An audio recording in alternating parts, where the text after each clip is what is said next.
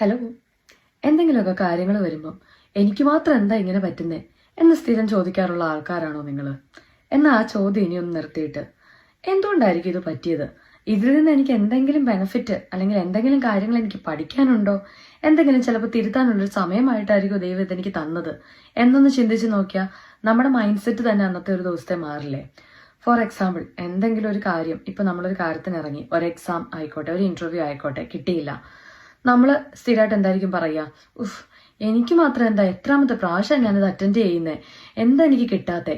പകരം ഒന്ന് ചിന്തിച്ചു നോക്കിക്കേ, ഞാൻ എന്താ അതിൽ നിന്ന് കൂടുതൽ പഠിക്കാനുള്ളേ? ചിലപ്പോൾ എന്തെങ്കിലും എൻ്റെ ഭാഗത്തൊരു കുറവുള്ളതുകൊണ്ടായിരിക്കില്ലേ അവരെന്നെ എടുക്കാത്തത്, എന്തായിരിക്കും ഞാനതിൽ ബെറ്റർ ആക്കാനുള്ളത്? ആ ഒരു തിങ്കിങ്ങിൽ നിന്ന് അടുത്ത തവണ വീണ്ടും നമ്മൾ ബെറ്റർ ആവും അല്ലേ? അടുത്ത തവണ കിട്ടുമെന്ന് ഞാൻ ഗ്യാരണ്ടി പറയല്ല, പക്ഷെ നമുക്ക് ഓരോ ഫെയിലിയേഴ്സും നമുക്കൊരു ലേണിംഗ് എക്സ്പീരിയൻസ് ആക്കി എടുത്താൽ അറ്റ്ലീസ്റ്റ് ആ കരഞ്ഞു പിഴിഞ്ഞിരിക്കുന്ന ആ സ്വഭാവം നമുക്കൊന്നും മാറ്റാൻ പറ്റില്ലേ? നമ്മൾ ആ ഒരു കാര്യം കിട്ടാണ്ട് പോയി കരഞ്ഞോണ്ടിരുന്ന് ആ ദിവസം മുഴുവൻ കളയാന്നല്ലാതെ ഒരു പ്രയോജനം ഇല്ലല്ലേ? പകരം ഇതിൽ നിന്ന് എന്തോ ഒരു കാര്യം ദൈവം എനിക്ക് പഠിക്കാൻ വേണ്ടി വെച്ചിട്ടുണ്ട്, അങ്ങനെ ഒന്ന് ചിന്തിച്ചു നോക്കിയാൽ നമ്മുടെ ആ ദിവസം തന്നെ മാറിയില്ലേ?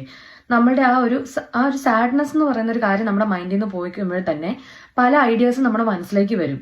സോ ഇതുപോലെ തന്നെ എന്ത് കാര്യത്തിലും ആയിക്കോട്ടെ, നമുക്ക് ചിലപ്പോൾ നമ്മുടെ ലൈഫിൽ ഭയങ്കരമായിട്ടുള്ള സങ്കടങ്ങളും കാര്യങ്ങളും വന്ന് നിൽക്കുമ്പോൾ പോലും എനിക്ക് ഭയങ്കര ഭാഗ്യം കെട്ടിട്ടാണ്, അല്ലെങ്കിൽ എനിക്ക് മാത്രമാണ് ഇങ്ങനെ നമ്മൾ ചിന്തിച്ചു തുടങ്ങുമ്പോൾ നമ്മുടെ ബ്രെയിൻ വീണ്ടും നമ്മളോട് പറയാണ് it's not for you, it's not for you. അത് നിർത്തിയിട്ട് ഓക്കെ, ഇതിൽ നിന്ന് എന്തോ ഒരു കാര്യം ഞാൻ ശരിയാക്കാനുണ്ട്, അങ്ങനെ ചിന്തിച്ചു തുടങ്ങുമ്പോൾ നമ്മൾ വീണ്ടും പഠിക്കാനുള്ള ബ്രെയിൻ നമ്മുടെ മോഡിനെ നമ്മൾ ആക്റ്റീവ് ആക്കിക്കൊണ്ടിരിക്കും.